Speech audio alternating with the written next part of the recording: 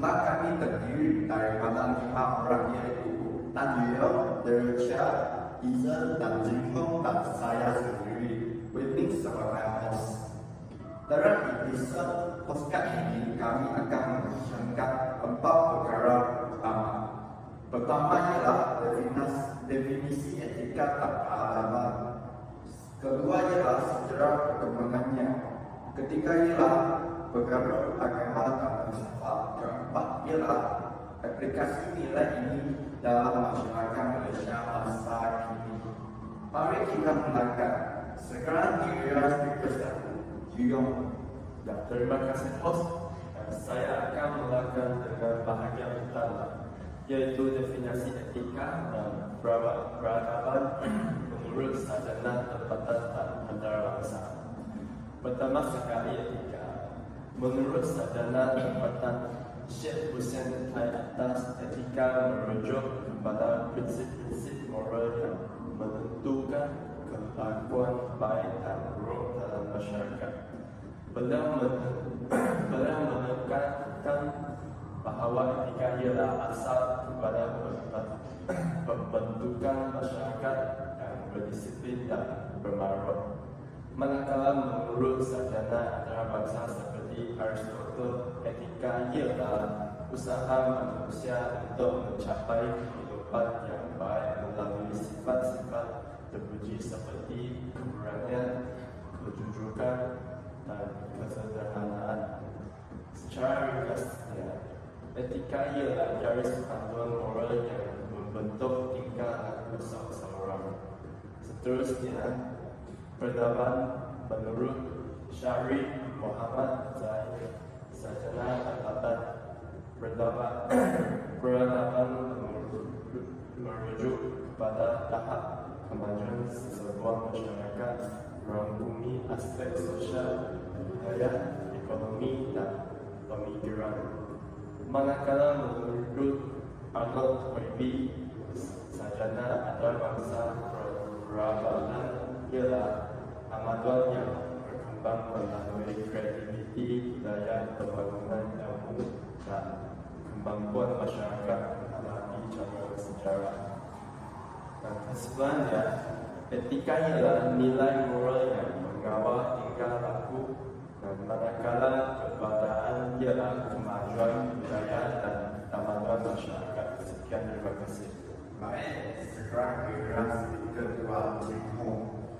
Sekarang saya akan teruskan dalam bahagian kedua, yaitu sejarah perkembangan etika dan peradaban dalam alam Melayu.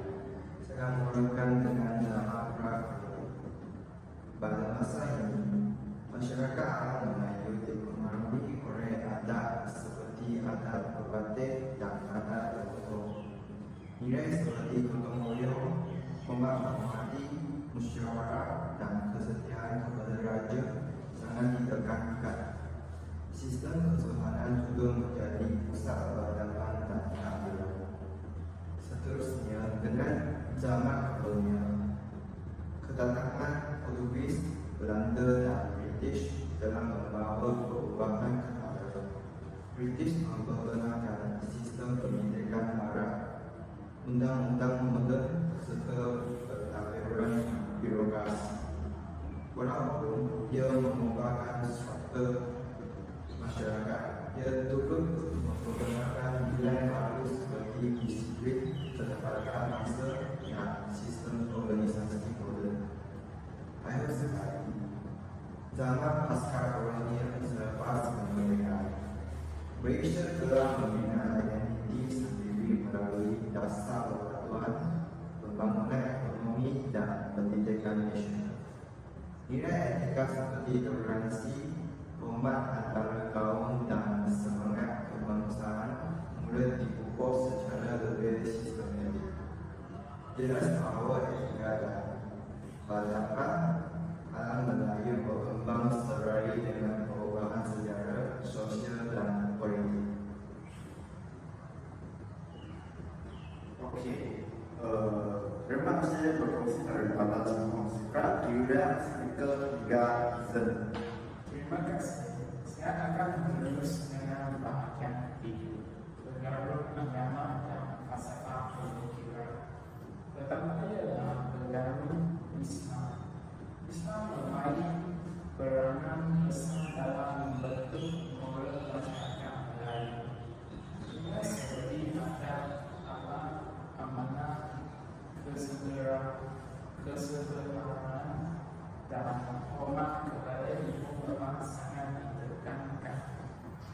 konsep amal makruh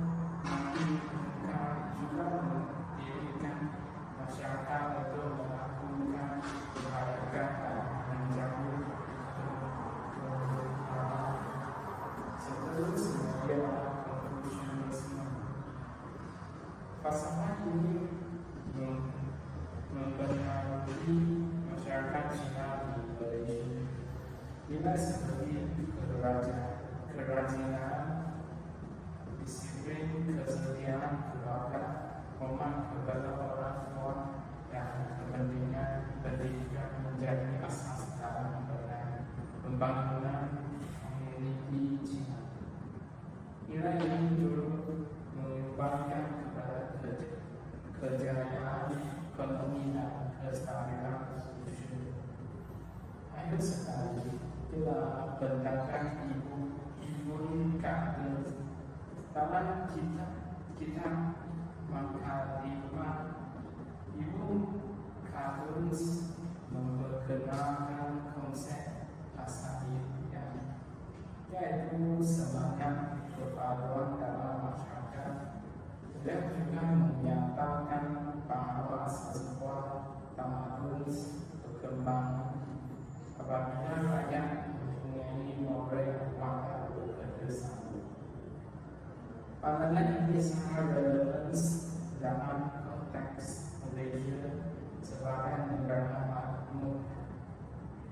Kesimpulannya, agama dan falsafah adalah menjadi asas khusus dalam pembentukan identiti etika masyarakat di alam lain. Okey, terima kasih kongsi daripada Izan. Sekarang generasi keempat dari Syah. Thank you, host. Seterusnya, saya akan berbincang bagaimana nilai etika dan keberadaan ini diterapkan dalam masyarakat Malaysia masa kini. Pertama, kita dapat lihat nilai toleransi antara kaum. Di Malaysia, rakyat daripada berbagai agama hidup bersama dengan sikap hormat dan memahami kepercayaan masing-masing. Kedua, nilai gotong royong masih diamalkan dalam komunikasi seperti program pembersihan kawasan, majlis kahwin atau aktiviti kampung. Ketiga, nilai budi bahasa dan kesopanan jelas dapat dilihat dalam penggunaan bahasa seperti terima kasih, maaf dan layanan mesra kepada orang lain. Keempat, kerjasama dalam tempat kerja.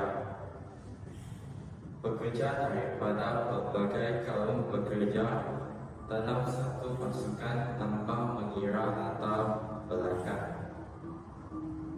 Akhir sekali, sambutan perayaan seperti Hari Raya, Tahun Baharu Cina dan Deepavali menunjukkan bagaimana masyarakat Malaysia mempraktikkan perbedaan dan saling hormat.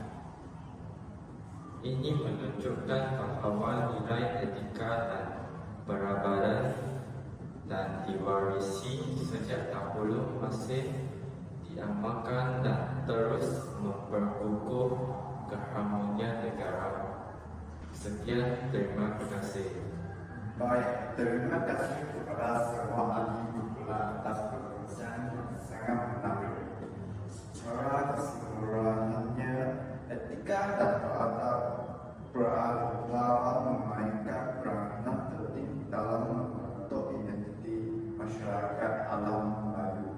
Daripada sejarah prakolonial sehingga ke zaman moden, nilai-nilai ini terus diwarisi melalui agama, budaya dan falsafah pemikiran, dan dia dapat dilihat dengan jelas dalam kehidupan rakyat Malaysia hari ini.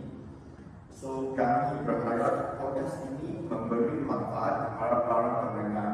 Sekian sahaja daripada kami. Terima kasih kerana mendengar.